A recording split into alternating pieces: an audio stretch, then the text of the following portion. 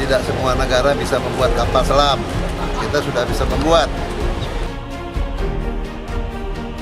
Fasilitas kapal selam di PT PAL Indonesia yang kita banggakan ini adalah satu-satunya fasilitas kapal selam di Asia Tenggara yang mampu melaksanakan kegiatan produksi kapal selam.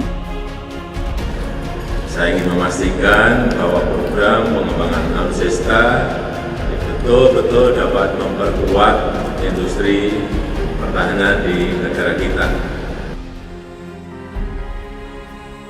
Ketika Indonesia mencetak sejarah pertama di ASEAN. Di ASEAN ini, negara kita terkuat. Di dunia, salah satu yang terkuat.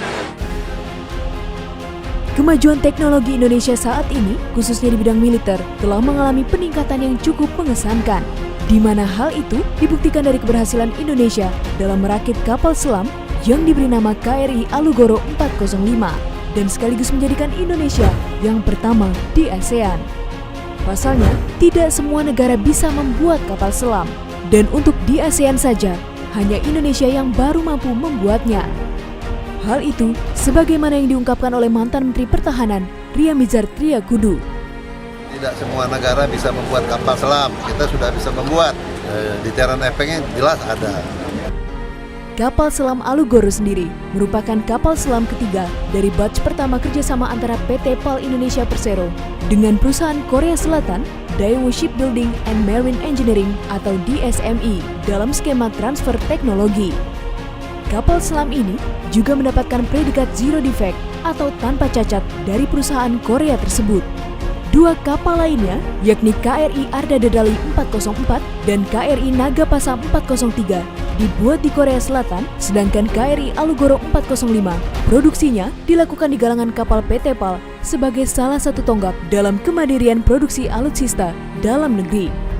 Seperti diketahui, kapal selam Alugoro saat ini sedang melaksanakan fase lanjutan Sea Acceptance Test yang salah satunya adalah pelaksanaan Indiscretion Rate, di mana proses ini merupakan bagian sangat penting bagi sebuah kapal selam karena menyangkut sisi siluman dari sebuah kapal selam, di mana uji coba saat ini merupakan bagian dari 53 item Sea Acceptance Test dari sebuah kapal-kapal selam.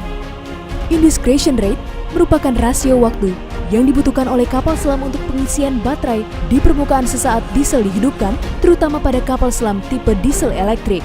Semakin lama di permukaan saat mengisi baterai, maka semakin tinggi rasionya, sehingga kapal selam mudah diketahui lawan. Terkait dengan uji coba Indiscretion Rate, pihak PT PAL belum memberikan informasi resmi soal perkembangan uji coba tersebut. Menurut pengakuan Kepala Departemen Humas PT PAL Indonesia, Utario Esnaputra, info yang berkaitan dengan uji tes ini sangat strategis, sehingga timbul kekhawatiran akan bocornya informasi tersebut yang akan diketahui oleh negara lain secara mendetail. Oleh sebab itu, PT PAL belum bisa memberikan informasi tentang tes uji coba lanjutan ini. Tidak hanya kapal selam saja, ternyata Indonesia melalui PT PAL juga membuat alutsista lainnya, yakni kapal cepat rudal 5 dan 6 yang merupakan pesanan dari TNI Angkatan Laut. Dan dari informasi yang didapatkan, kapal cepat rudal 5 dan 6 ini akan dilengkapi dengan teknologi yang lebih canggih dari pendahulunya. Sebagai catatan, kekuatan militer Indonesia saat ini berada di posisi 16 dari 138 negara di seluruh dunia dan menduduki peringkat pertama di Asia Tenggara. Di ASEAN ini, negara kita terkuat. Di dunia, salah satu yang terkuat.